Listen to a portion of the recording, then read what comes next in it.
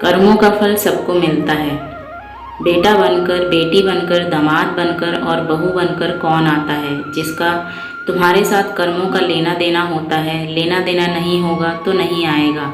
एक फौजी था, उसके माँ बाप नहीं, शादी नहीं, बच्चे नहीं, भाई बहन नहीं, अकेला ही कमा कमा के फौज में जमा करता जा रहा था। तो थोड़े दिन में एक सेठ जी जो फौज में माल सप्लाई करते थे, उनसे उनका परिचय हो गया और दोस्ती हो गई। सेठ जी ने कहा, जो तुम्हारे पास पैसा है वो उतने के उतने ही पड़ा है, तुम मुझे दे दो, मैं कारोबार में लगा देता हूँ तो पैसे से पैसा बढ़ जाएगा, इसीलिए तुम दे दो। फौजी ने सेठ जी को पैसा दे दिया। सेठ जी ने कारोबार में लगा दिया। कारोबार उनका चमक गया, खूब कमाई होने लगी, कारोबार बढ़ गया। थोड़े ही दिन में लड़ाई लग गई। लड़ाई में फौजी घोड़ी पर चढ़कर लड़ने गया। घोड़ी इतनी बदतमीज थी कि जितनी जोर जोर से लगाम खींचे उतनी ही तेज भागे। खींचते खींचते उसके गलफड़ तक कट गए, लेकिन वो दौड़कर दुश्मनों के गोल में जाकर खड़ी हो गई। दुश्मनों ने वार किया, फौजी भी मर गया, घोड़ी भी मर गई। अब सेठ जी को मालूम हुआ कि फौजी मर गया तो सेठ जी बहुत खुश हुए कि उसका कोई वारिस तो है नहीं। अब ये पैसा देना किसको? अब मेरे पास पैसा भी हो गया, कारोबार भी चमक गया, लेने वाला भी नहीं रहा। तो सेठ जी बहुत खुश हुए। तब तक कुछ ही दिन के बाद सेठ जी के घर में लड़का पैदा हो गया। अब सेठ जी और खुश कि भगवान की बड़ी दया है, खूब पैसा भी हो गया, कारोबार भी हो गया, लड़का भी हो गया, लेने वाला भी मर गया। सेठ जी बहुत खुश। वो लड़का होशियार था, पढ़ने में समझदार था। सेठ जी ने उसे पढ़ाया लिखाया। जब वह पढ़ लिख कर बड़ा हो गया तो सोचा कि अब ये कारोबार संभाल लेगा, चलो अब उसकी शादी कर दें। शादी करते ही घर में आ गई बहू रानी, दुल्हन आ गई। अब उसने सोचा कि चलो बच्चे की शादी हो गई, अब कारोबार संभालेगा। लेकिन कुछ दिन में बच्चे की तबीयत खराब हो गई। अब सेठ जी डॉक्टर के पास, हकीम के पास, वैद्य के पास दौड़ रहे थे। वैद्य जी जो दे रहे हैं, दवा खिला रहे हैं और दवा असर नहीं कर रही, बीमारी बढ़ती ही जा रही थी। पैसा बर्बाद हो रहा था और बीमारी बढ़ती ही जा रही थी। रोग कट नहीं रहा था, पैसा खूब लग रहा था। अब अंत में डॉक्टर ने कह दिया कि लाइलाज मर्ज हो गया है इसको, अब असाध्य रोग है, ये बच्चा 2 दिन में मर जाएगा। डॉक्टरों के जवाब देने पर सेठ जी निराश होकर बच्चे को लेकर रोते हुए आ रहे थे। रास्ते में एक आदमी मिला। कहा, अरे सेठ जी क्या हुआ, बहुत दुखी लग रहे हो।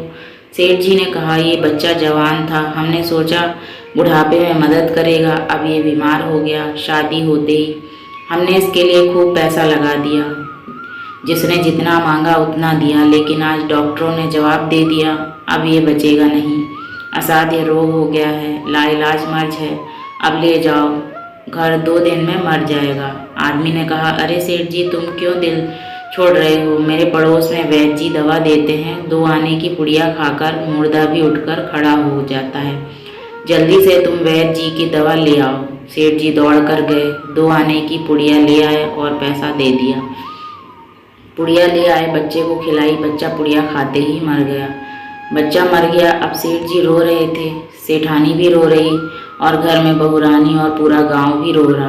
गांव में शोर मच गया कि बहू रानी सेठ की कमर जवानी में टूट गई, सब लोग रो रहे हैं। तब तक एक महात्मा जी आए। उन्होंने कहा, भाई क्यों रोना धोना। लोग बोले, इस सेठ का एक ही जवान लड़का था, वो भी मर गया, इसीलिए सब रो रहे हैं, सब दुखी हैं। महात्मा बोले, सेठ जी रोना क्यों। सेठ, महाराज जिसका जवान बेटा मर जाए वो रोएगा नहीं तो क्या करेगा। महात्मा, तो आपको क्यों रोना। सेठ, मेरा बेटा मरा तो और किसको रोना। महात्मा, उस दिन तो आप बड़े खुश थे। सेठ, किस दिन।